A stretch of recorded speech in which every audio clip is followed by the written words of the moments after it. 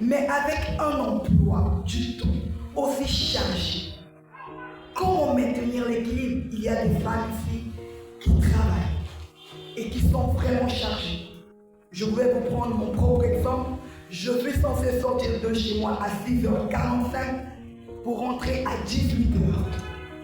Et tous les jours, du lundi au vendredi. Et quand je parle de 18h, ça signifie que je n'ai pas eu église.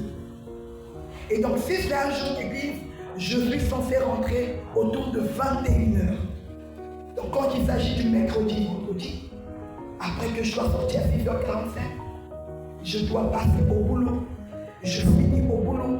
Au lieu de rentrer à la maison, je fais un escale à l'église parce que je suis disciple du Seigneur. Et quand je finis, je rentre chez moi. Et si j'ai ce genre d'emploi du temps, comment je suis censé maintenir l'équilibre dans un foyer? Il y a des femmes qui diront, Maman Grâce, je pense que c'est trop demandé. J'ai un foyer, j'ai une entreprise à gérer. Et là, je vais parler des femmes qui assurent des responsabilités, comme notre maman a su le dire tout à l'heure. Il y a des femmes chefs d'entreprise, il y a des femmes qui dirigent des entreprises, il y a des femmes qui ont des grandes responsabilités dans les sociétés. Et ce sont ces mêmes femmes que nous retrouvons dans les foyers. Ce sont ces mêmes femmes qui sont mères des enfants. Comment en ce moment cette dame est censée maintenir l'équilibre dans son foyer? Il y a des femmes, aussitôt qu'elle a reçu un appel d'un entretien, elle commence à pleurer parce qu'elle se dit comment planifier. On ne peut pas prétendre équilibrer le foyer et l'entreprise si on ne planifie pas. Il faut planifier. Elle a longtemps parlé de l'entreprise. Moi, je vais sauter l'entreprise. Je vais dans le domaine le plus simple du monde, le commerce. Est-ce que nous avons des commerçantes parmi nous? Par applaudissement, vous êtes là? Les commerçantes, ce sont des femmes qui sont très dévouées pour la majorité à leur service. Mais il y en a d'autres qui ne maîtrisent pas l'importance de leur métier. Et donc là, nous avons deux catégories de commerçantes. Nous avons des commerçantes actives et les commerçantes non actives. Nous commençons par les non actives.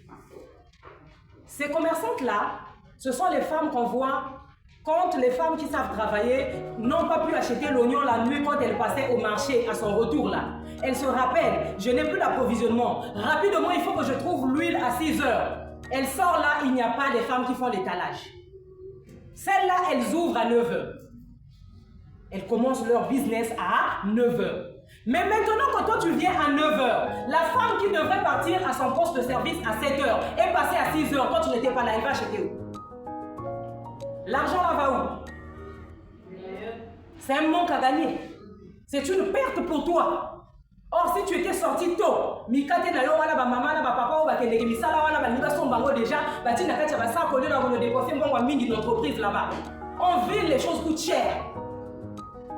Les beignets que toi tu vends à 50 francs là, on divise ça en deux, c'est ce qu'on vend à 50 francs en ville. Mais si tu sors à temps, tu vas gagner beaucoup de choses. Moi, je suis la fille d'une femme qui a vendu des beignets. Ma mère, c'est une femme qui a fait beaucoup de choses dans sa vie. À l'époque, on les appelait Banalunda. Qui a déjà entendu parler des Banalunda?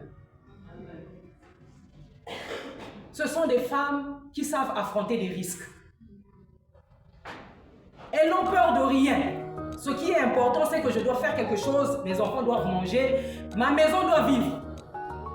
Donc, elle vendait tout ce qu'elle voyait. Elle a vendu du foufou, des maniocs. C'est pas qu'elle préparait les maniocs avec ses mains, elle achetait et puis elle revendait. Elle a vendu des beignets, elle a fait un restaurant, tout ce qu'elle pouvait faire, elle le faisait. Mais c'est parce que nous n'avons pas la grâce d'avoir ces images-là.